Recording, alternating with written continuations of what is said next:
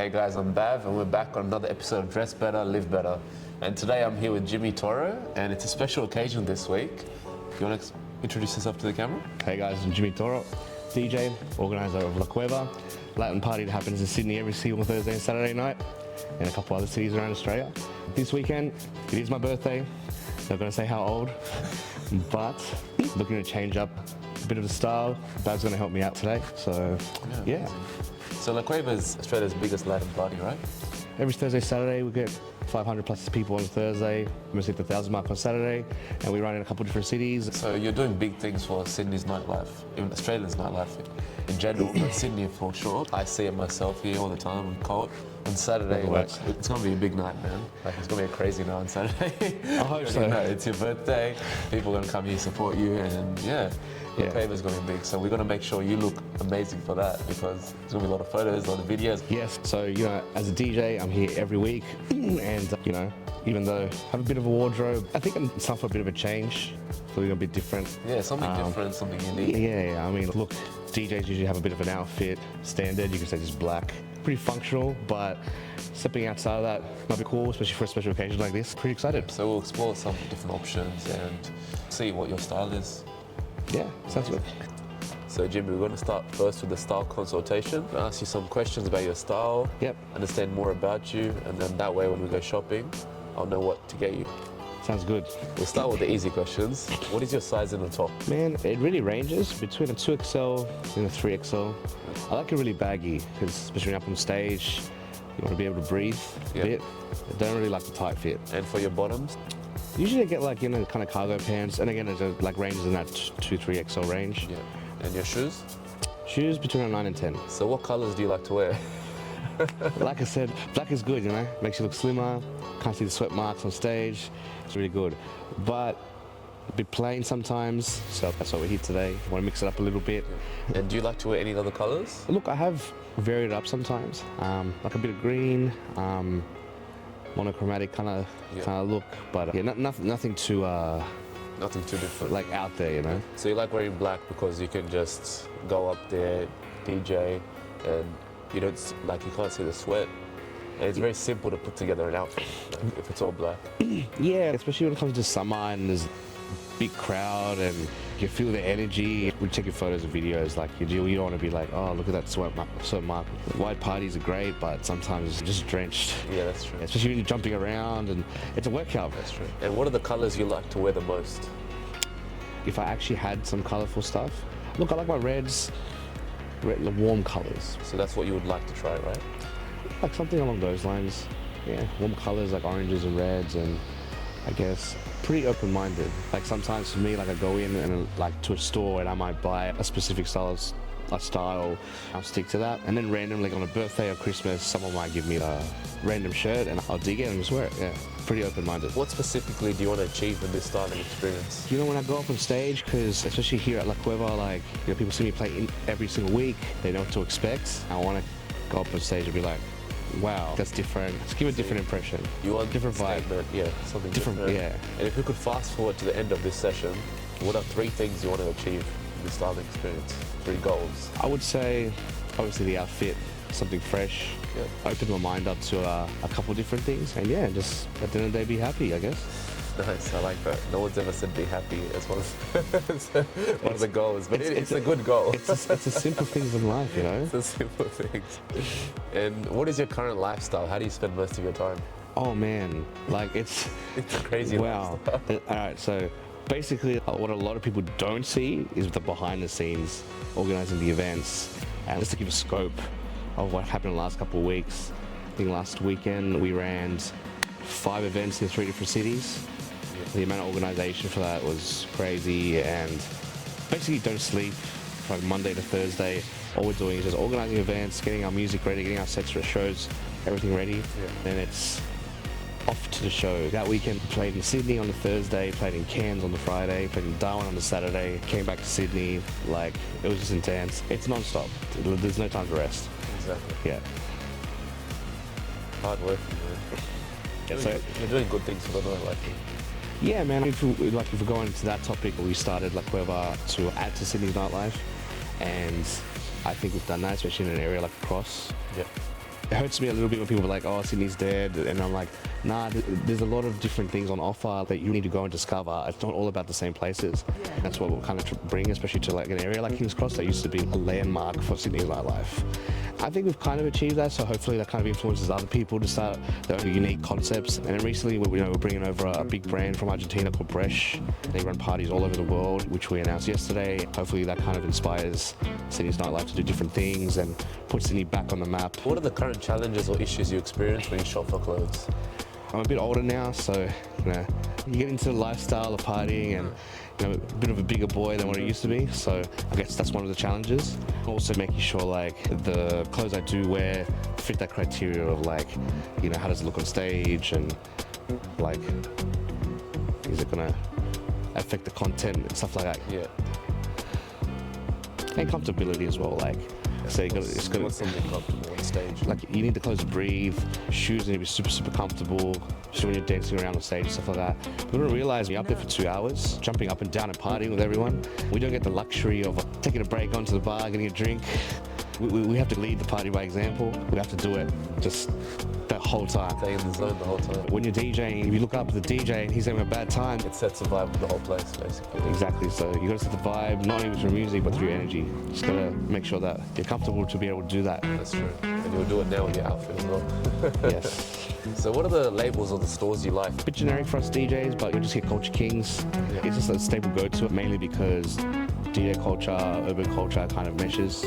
Well, it's not one of these, you could say, products that are super expensive like Louis Vuitton and Gucci and stuff like that. So if you are on stage, it will get destroyed.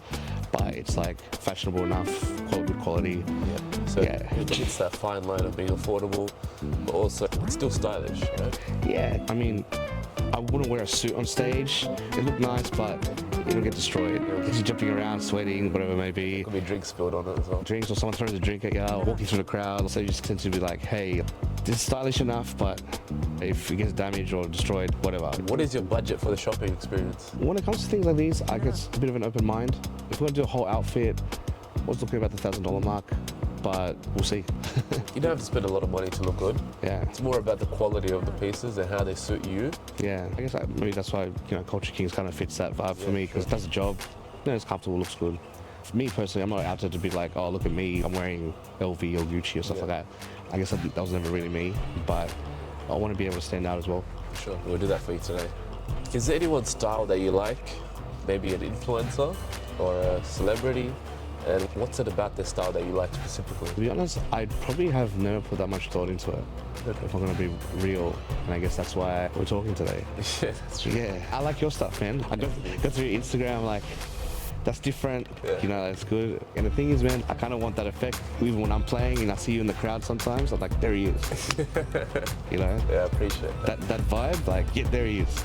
That's the vibe we're going for. When I walk into a place, you already know it's me straight away. That's it. You can just see me in the peripheral vision. But that doesn't work for everyone. Some people want to be a bit more low-key. Sometimes people want to be a bit more classic. So it just depends on someone's style. And I think my style is very different. It's very colourful, very statement, and that doesn't work for all people. But we'll help you do that today as well. And on Saturday, I'm sure you're gonna look that good. I'm sure.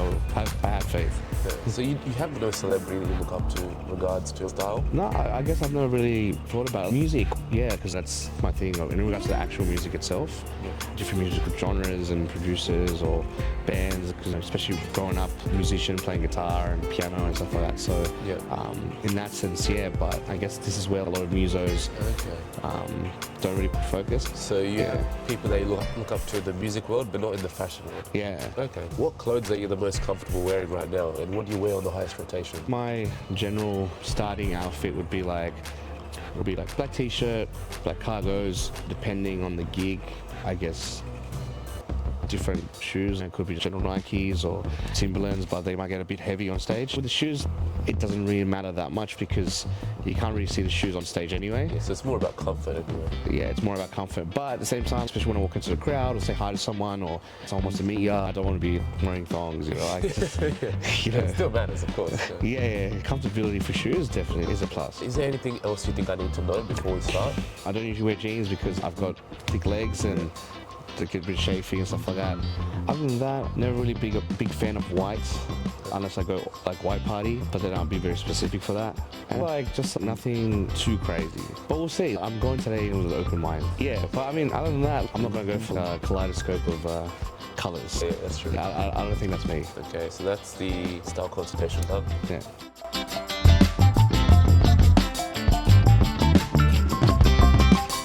How long have you been in the event scene? Look, maybe showing a little bit my age now, but been doing this for about 15 years. Nice. You know, actually started out in the club just handing out flyers outside the club, Yep. as a lot of people do, but you just build yourself up. If we're gonna go deeper with that, my first sort of event, not my event, but like event I was involved with, probably was like church events, man. Like when I was like teenager, which like organizing like the music and stuff like that. That's where I learned to play guitar. Yep. When I started doing my music stuff, and that's a little bit of the humble origins. Church, and now you're here, right? Crazy. Yeah, I mean, two very different things. But Very, very different. very different things, but you know, church inspired the music, and I used to play in bands and stuff like that, and I think evolved, and now here. Yeah. And when did you start DJing? I actually started DJing probably around 6 years ago. It was more working in a nightclub stuff first, then I guess this is the inspiration as to why we got into the events.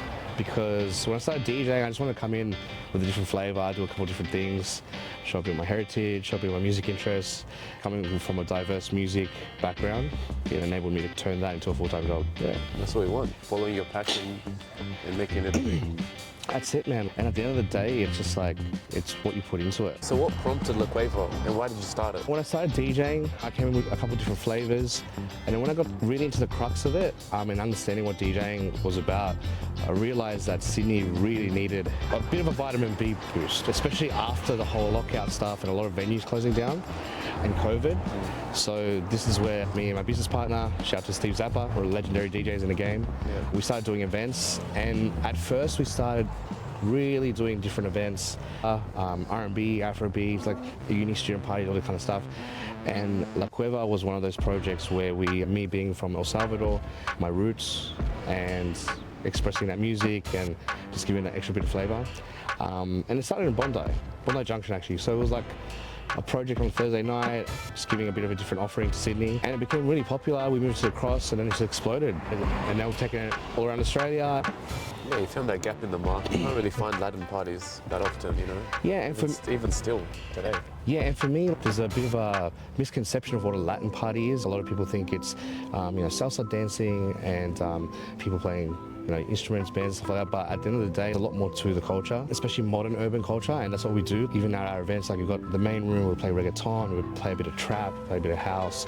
We've got our techno room, and then we've got like the salsa room and Brazilian music, and there's like a big spectrum of music that we wanted to give people that experience, that flavor.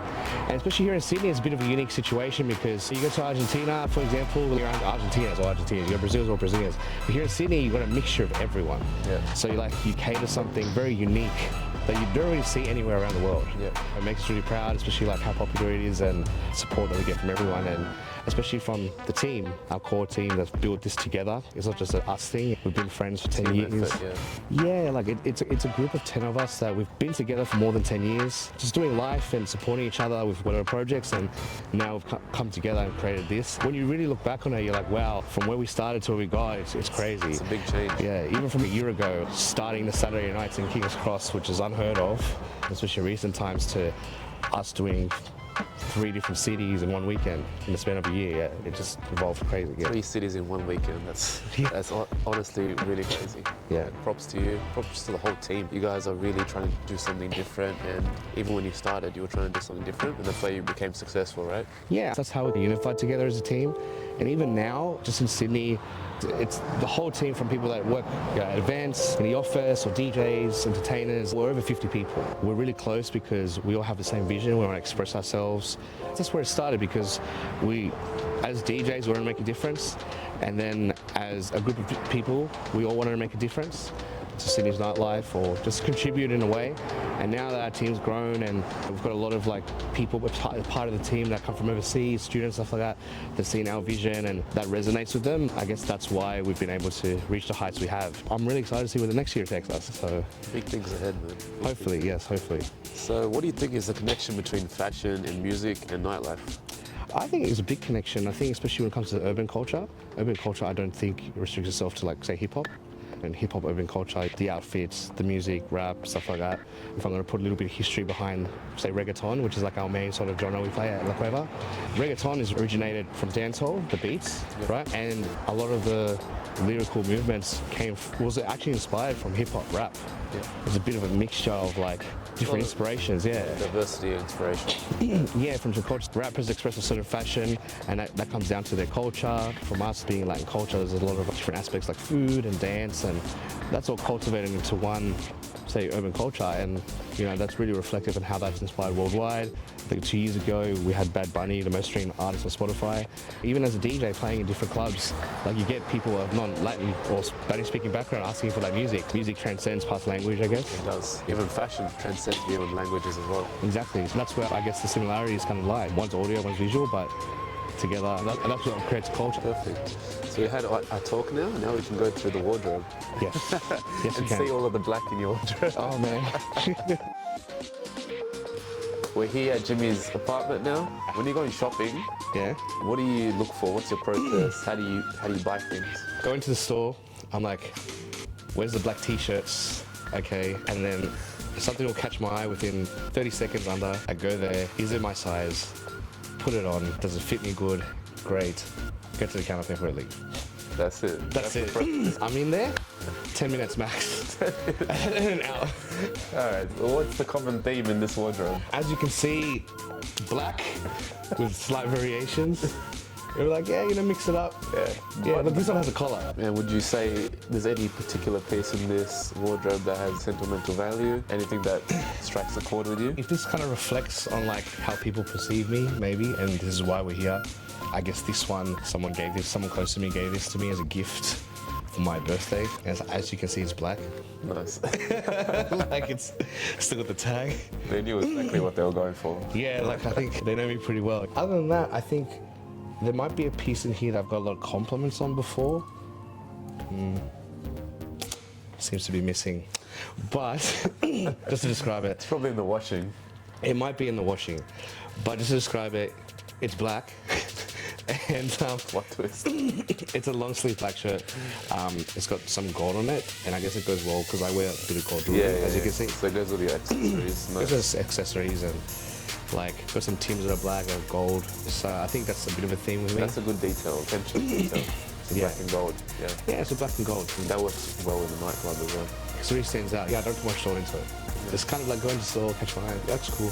Grab it. For your pants and your bottoms, do you want to go through them at all, or They're basically black. That's it. do you have any down there? Black. So you basically like that, the urban style, like cargo pants. and, Cargo pants, stuff like that, yeah. Yeah. Things that are really breathable. Yeah. Yeah, as you can see, very breathable. We won't buy any black pants for you then today because it'll be a waste of money. You already have so many black pants. So no black t-shirts, no black pants. All right. And is there anything else you want to talk about your wardrobe? It's not really much to say. Even the wardrobe is black, so.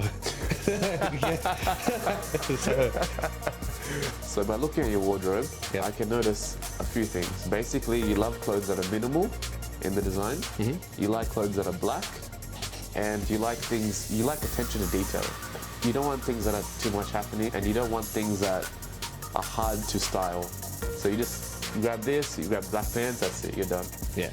And that's basically his lifestyle because he has to be like in 50 different places in one day.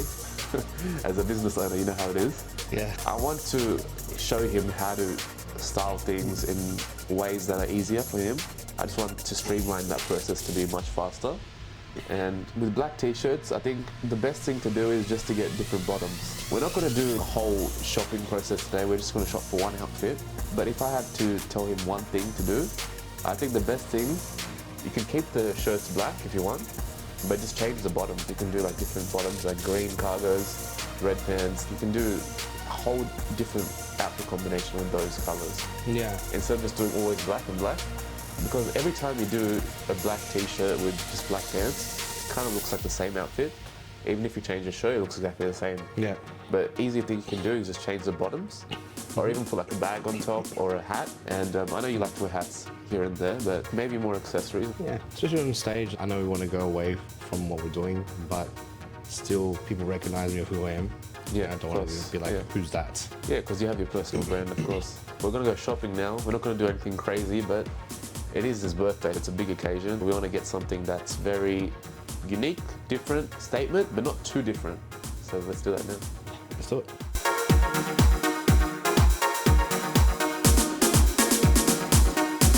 So you're a DJ and club promoter, are you? Yeah, at face value, what people see. But what people don't see is that our business provides different services to different clubs and bars and restaurants. So we more consult from marketing level for these hospitality establishments. But the club stuff is an artistic thing, but it's also, we're helping that business out, bringing people to the club and they spend money at the bar. And yeah, there's a lot more to it than what people see, which becomes a bit challenging when you're trying to maintain a DJ, like a personal DJ brand, and a completely different sort of business. It's kind of related. I think, Bhav, you find this interesting. When it comes to the events, before the events actually starts, you have to be in the mind frame of like, okay, you have to finalize all the bookings, all the operations, the event, all that kind of stuff. So we open at 9, and then I need to like basically de-stress for like an hour or two, because then I have to get into a creative space where like I have to be like, I have to perform. A lot of people think DJing and stuff like that is just put music on, you know? It's not. You're basically controlling the energy of the people in the room through your music. At the end of the day, in an hour, you might play 30 songs. And it doesn't seem like much, but to have the ability to select those songs, on one USB, I have about 15,000 songs at my disposal.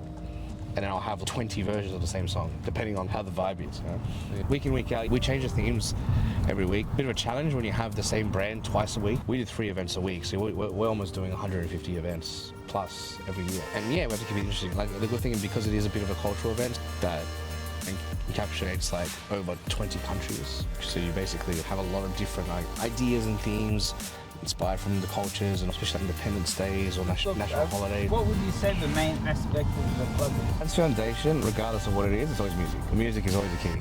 People know it for reggaeton, but they experience a wide range of different genres of music, from house to trap, hip-hop. What do you think is the connection between clothing and confidence? I think the clothing represents someone's confidence. People who are unreally confident, be insecure about how they look physically. Yeah. Might wear a bit more baggy clothes, or clothes aren't really out there. Like I feel like people who are naturally more bubbly and loud wear like more colourful things. And I guess depending on what people do in their lives, I might fall into the whole stereotype. Yeah, DJs wear black t-shirts. At the end of the day, it's a functional thing, right? Have you ever struggled with mental health at all? This is actually a very interesting question, and I'll tell you why. Because a lot of people think that DJs, artists, when on stage, they look all happy. And a lot of the time, like, people who are very artistic actually struggle with mental health the most, because it's a bit of a form of expression.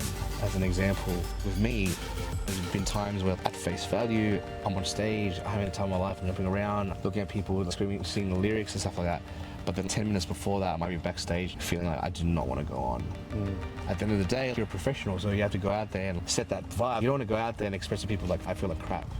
You have to go set that vibe. And it's a little bit tough sometimes, week in, week out, especially when you're on that stage, controlling everyone's energy. It's like you're giving everyone your energy. So when you jump off stage, you just feel exhausted. You don't want to speak to anyone. That's true, yeah. Especially someone who's as active like me. Say you DJ Thursday night, you're full energy because you're recharged. By the time you hit Saturday night or Sunday, you do not want to talk to anyone. That constant fluctuation, it gets pretty heavy. It gets exhausting. Especially when you're in a social setting of that quantity of people all the time, people coming up to you saying hi. You can't really be like, hey, don't talk to me, I'm feeling in the mood. Yeah, you always got to be switched on. Yeah, you've always got to be switched on. And it becomes super exhausting. A lot of the time, the people with the biggest smiles are the ones who are suffering most inside, so check up on your friends. But from a business side of things, this is something a lot of people don't talk about. And it doesn't really matter how big your business is, because regardless of how big your business is, it's 24/7. Yep. Right?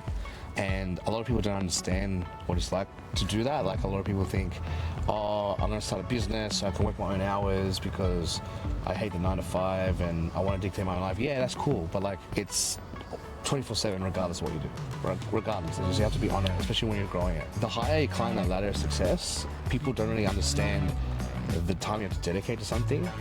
Your friendship circle becomes smaller, the people you talk to become smaller, the people you acquaint yourself with become bigger. It becomes a little bit lonely because your schedules don't line up with anyone. Like people don't get, why can't you come out on the weekend, or why can't you meet up for coffee? I'm just like, don't have time. There's sacrifices that are made. Yeah, a lot of sacrifices. On a Sunday, say after all, like say our events and things that happen during the week, like yeah, maybe I do need to, not want to, but need to spend a bit of time by myself to help me recharge. As an example, like working nightlife, the transition was a bit crazy because you know, people like special occasions, weddings, birthdays, stuff like that, I always celebrate on weekends. And you have to miss a lot of that. We have to miss basically everything. It's crazy. No one's actually talked about that before, but it's true. I remember I'm a bit more fortunate in a sense where I have the support and team to help me back that up. I don't have to be at our events from the start, or if I have to be somewhere on that particular day, at least the team can support and back up and make the event happen for people. Yeah, you have a good team. I have a very good team, very good team. A lot of people don't have that privilege. Yeah, but it took a lot of time to get to that stage. It took years. Yeah, I remember my cousin's wedding. I was running 2 events on the Saturday night, and he goes, I'm doing my wedding this day. I run the 2 events, and the first comment people were saying is like, but can't you just miss a night? At this point in time, because it was events, I went to the wedding, I probably missed the last hour, because I had to get to the event, but at least I got there. Organizing events, being a DJ. But if you're just a DJ, and this is a more extreme scenario, when I was building myself up, and I got to being full-time as just a DJ, there'd be times where like I'm doing my birthday here, or for example, I'm having dinner in Parramatta, and you got your gigs in the city, and they're like, oh, but come on, man, it's just once a year, you can take a night off. I'm like, not really, because taking a night off is my income, especially in this sort of lifestyle. We don't get sick days. Like if we're sick, say as a performer, you don't get paid. That's it. So it's one of these things where we have to make sure we like look after ourselves physically, mentally, make sure like we don't get sick. Yeah, it's a very different lifestyle. I saw a lot of people try to get into this stuff as being an artist. They give up very easily because they realize it's not as easy and glamorized as people think. Yeah, it's very hard. It's not all just partying. No, it's not all partying at all. The partying aspect's like 5% of it. What people see on Instagram, people see you having fun, all this kind of stuff, and then the first thing people say, like, oh, you must pick up all these girls and do this and do that. People talk to you, but for the wrong reasons. Yeah, like they want something or whatever. So it's very hard. It's very hard, even socially, to decipher whether someone's being genuine and wants to get to know you, or they just want to get to know your brands or be associated with you.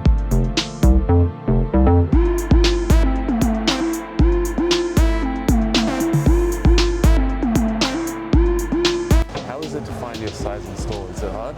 It's a challenge that very recently, because I'm so busy and you go into that lifestyle, put a bit of weight, and it's really challenging because that's the first hurdle you go through. It doesn't fit me.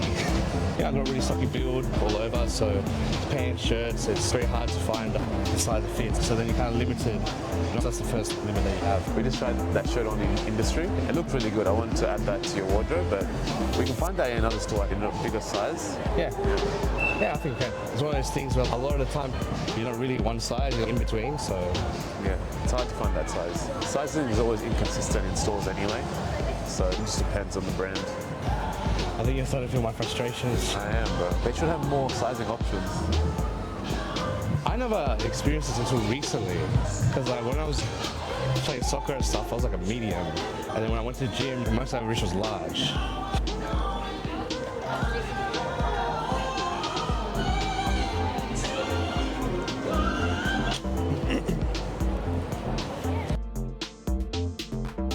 You reckon that will fit or no? What size is it? Nah. Double XL. Why don't they have a triple XL? I reckon you want to try that one just in case?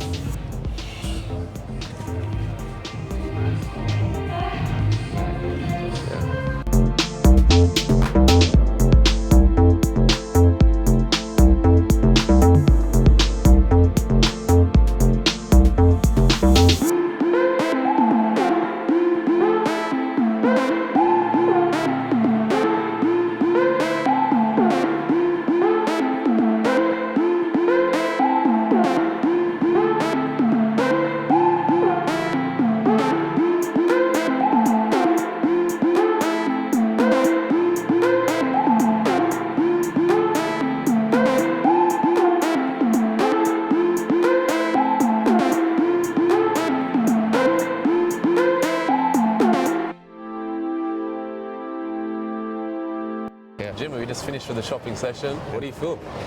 Bro, I feel really good. I've seen some things I would have never worn.